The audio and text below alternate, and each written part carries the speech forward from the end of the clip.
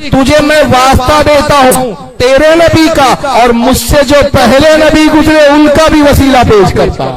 اب توصیف الرحمان صاحب کا ایک چیلنج ہے سنیوں کے لیے، وہ چیلنج ان کا سن لیجیے۔ یہ نبی کے واسطے وسیلے بڑے ضروری ہیں۔ اچھا بھائی اگر ضروری ہے تو قرآن میں کسی یہ نبی کے واسطے وسیلے بڑے ضروری ہیں۔ اچھا بھائی اگر ضروری ہے تو قرآن میں کسی ایک نبی کی دعا، قرآن میں کسی ایک نبی کی دعا کسی کے واسطے وسیلے سے ہمیں بھی پڑھا دو۔ رسول اللہ صلی اللہ علیہ وسلم کے کسی ایک صحابی کی دعا رسول اللہ صلی اللہ علیہ وسلم کے واسطے سے ہمیں بھی دکھا دو۔ یہ وسیلے واسطے اگر بہت ضروری ہے تو قرآن میں کسی نبی کی ایک دعا ہمیں دکھا دو، کسی حدیث میں کسی صحابی کی ہمیں وسیلے والی دعا دکھا دو۔ اب دعویٰ تو ایسا کر رہے پورا قرآن سمجھ کے آئے ہیں، پوری حدیثوں کے ذخائر انہوں نے دیکھ ڈالے، کچھ نہیں ملا ان کو۔ مگر مولوی توصیف الرحمان بالکل گلا پھاڑ کے فرما رہے تھے کہ بھائی ایک آیت ہمیں بھی دکھا دو، کوئی حدیث میں ہمیں بھی کسی نبی کا وسیلہ دکھا دو۔ چلو نبی کا کسی نبی کا نہیں دکھا رہا ہوں میں، نبی اعظم سید المرسلین کا خود وسیلہ لینا بتا رہا ہوں۔ یہ حدیث وہابیوں کی نظر سے کتنی گزری پتہ نہیں مجھے، حالانکہ رسول اللہ صلی اللہ علیہ وسلم کو وسیلے کی ضرورت نہیں، حضور انبیاء کا بھی وسیلہ ہے اور تمام امتوں کا بھی وسیلہ ہے نا، مگر نبی نے وسیلہ طلب کیا، کیوں کیا؟ تاکہ ہم امتیوں کو اس سے سبق ملے اور ہمارے لیے تعلیم ہو جائے۔ آئیے کون سی حدیث ہے میں آپ کے سامنے پیش کر رہا ہوں، جو سکین پیج دکھا رہا ہوں۔ یہ کتاب کا نام ہے وفاء الوفا، پھر یہ حدیث کن کن کتابوں میں، وہ کتابوں کے حوالے بھی پیش کیے جائیں گے انشاءاللہ۔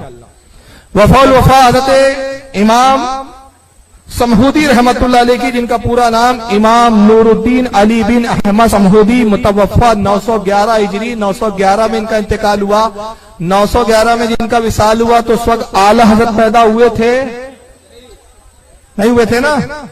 تو اس کا مطلب یہ وسیلے والا عقیدہ کوئی بریلی کا عقیدہ ہے کہ مسلمانوں کا، کل مسلمانوں کا عقیدہ ہے؟ سب کا عقیدہ ہے، صالحین کا عقیدہ ہے، اور جو صالحین کا عقیدہ ہے وہی بریلی کا عقیدہ ہے۔ لیکن یہ جھوٹ بولتے ہیں یہ سب بریلیوں کی ایجاد ہے۔ ارے پرانی کتابیں دیکھو جناب، یہ وفاء الوفا امام نور الدین علی بن احمد سمہودی رحمت اللہ علیہ کی کتاب، جس کی جلد نمبر 3 صفحہ نمبر اس کا 899 899۔ یہ حدیث بڑی طویل ہے، میں اس حدیث کا تھوڑا پس منظر اوپر کا بتا رہا ہوں، پھر جو انڈر لائن جملے ہیں وہ جملے میں پڑھوں گا اور اس کا ترجمہ پیش کروں گا۔ حدیث پاک کے راوی حضرت انس بن مالک صحابی رسول، حضرت انس کہتے ہیں کہ رسول اللہ کی چچی کا انتقال ہو گیا۔ ابو طالب کی بیوی تھی حضور کی چچی، اور ان کا نام کیا تھا؟ فاطمہ بنت اسد۔ اور حضور کے دادا اور حضور کی والدہ کے وصال کے بعد ابو طالب نے چونکہ حضور کو پالا تھا، چچا کی اور چچی کی پرورش میں آئے، تو چچی حضور سے اتنی محبت کرتی تھی جیسے ایک ماں کرتی ہے۔ تو رسول اللہ اپنی چچی حضرت فاطمہ بنت اسد کو، جو حضرت علی کی ماں تھی، حضرت علی کی والدہ تھی اور حضرت فاطمہ کی ساس تھی، ابو طالب کی بیوی تھی، حضور کی سگی چچی تھی، اتنی محبت کرتے تھے نبی پاک صلی اللہ علیہ وسلم ان سے کہ محبت میں چچی نہیں کہتے تھے بلکہ ماں کہا کرتے تھے، ماں فرمایا کرتے تھے۔ اور ان کا انتقال ہو گیا تو حضور ایسے ہی غمگین ہوئے جیسے کوئی سگی ماں کے انتقال پہ غمگین ہوتا ہے۔ حضرت انس فرماتے ہیں کہ حضور نے قبر کھودنے کا حکم دیا، چنانچہ 3 لوگوں نے مل کر قبر کھودی حضرت فاطمہ بنت اسد کے لیے، جس میں ایک تھے حضرت ابو ایوب انصاری، دوسرے تھے حضرت اسامہ ابن زید، اور تیسرے حضرت عمر رضی اللہ تعالیٰ عنہ کے آزاد کردہ غلام تھے۔ ان 3 لوگوں نے مل کر قبر کھودی۔ جب قبر کھودی جا چکی تو سرکار قبر میں تشریف لے گئے اور قبر میں لیٹ گئے، اپنے ہاتھ سے پھر کوئی پتھر اور کنکر وغیرہ تھے اس کو صاف کیا۔ کس لیے صاف کر رہے ہیں؟ کہ میری چچی کو جب لٹایا جائے تو ان کو تکلیف نہ ہو۔ حضور اس میں کچھ دیر لیٹے رہے، تو لیٹے کیوں رہے؟ تاکہ میرے لیٹنے سے قبر میں برکت آ جائے۔ پھر آقا قبر اس میں کھڑے ہوئے اور صحابہ سے ارشاد فرمایا کہ میری چچی کو میرے حوالے کرو۔ صحابہ اکرام نے حضور صلی اللہ علیہ وسلم کی چچی کو جس طرح میت قبر میں ڈالی جاتی ہے کپڑے کے ذریعے، اس طرح سے دیا۔ حضور نے اپنے دستے مبارک پہ لیا اور بڑی نرمی کے ساتھ اپنی چچی کو قبر میں رکھا۔ حضور کی آنکھوں میں آنسو تھے، सरकार कब्र के बाहर तशरीफ लाए, फिर अपने हाथों को उठाया और ये दुआ फरमाई। अब वो दुआ आपको मॉनिटर पे लिखेंगे, दिखाइए जरा। अब वो रेड पेन में जो निशान लगा है वही मैं हिस्सा पढ़ रहा हूं, जो दुआ का हिस्सा। सुम्मा काल, और फिर हुजूर ने ये दुआ फरमाई। क्या दुआ की? अल्लाहुल्लज़ी युही व युमीतु व हुवा हय्युल ला यमूत। अर्ज़ किया है रब्बे कायनात, बेशक तू ही जिंदा है, अल्लाह ही जिंदगी और मौत देता है, अल्लाह ही जिंदगी का अता करने वाला, अल्लाह ही मौत को अता करता है, और वो जिंदा है, उसे मौत नहीं। सबको मौत है लेकिन अल्लाह को मौत नहीं है। ए रब्बे कायनात, तुझे मौत नहीं है, तू ही जिंदगी अता करता है, तू ही मौत देता है। इग़फ़िर ले उम्मी फातिमा बिन्ते असदिन, ए परवरदिगार मेरी माँ फातिमा बिन्ते असद की बख्शिश फरमा। माँ कहा अपनी चची को यहाँ, ऐ परवरदिगार मेरी माँ फातिमा बिन्ते असद की बख्शिश फरमा। अब कैसे फरमा? व वसिया अलैहा मदखलाहा, और मेरी माँ की कब्र को हद्दे निगाह तक वसी कर दे, जहाँ तक निगाह जाए कब्र को कुश्तादा फरमा दे, बड़ी फरमा दे। बेहक नबीये का वलंबियाइल्लज़ीना मिन क़ब्लिक, तुझे मैं वास्ता देता हूँ तेरे नबी का और मुझसे जो पहले नबी गुजरे उनका भी वसीला पेश करता।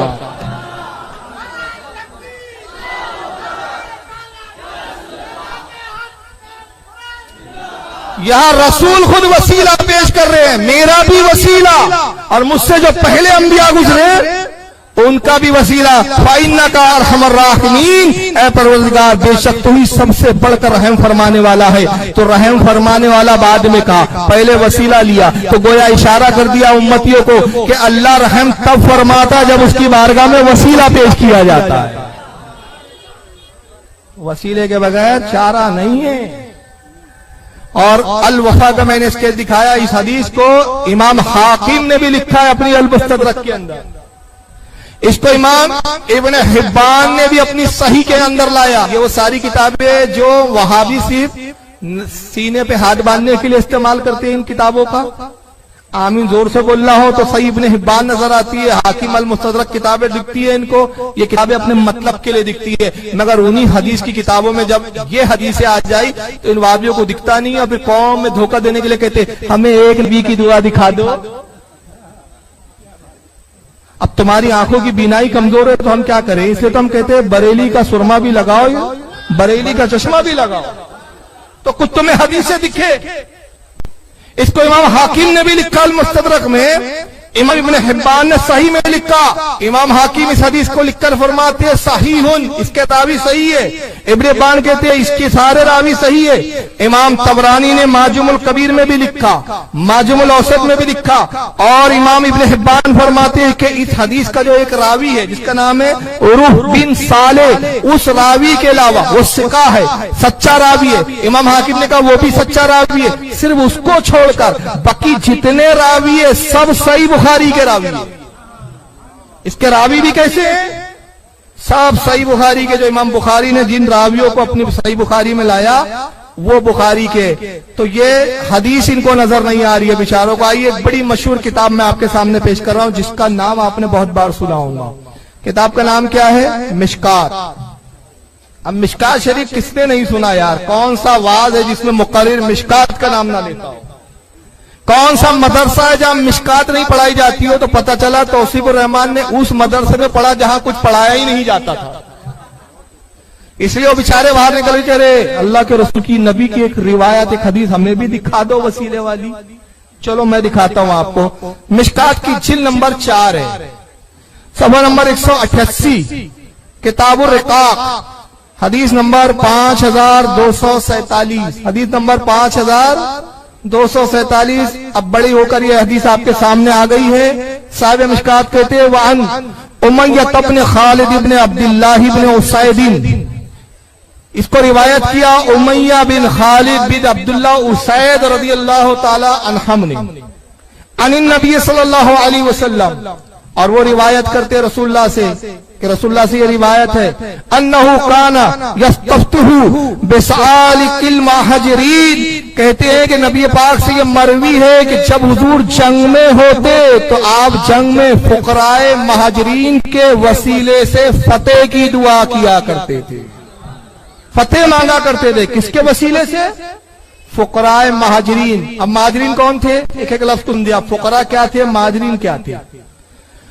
مہاجرین وہ صحابی تھے جنہوں نے مکہ سے ہجرت کر کے مدینے کو اختیار کیا تھا.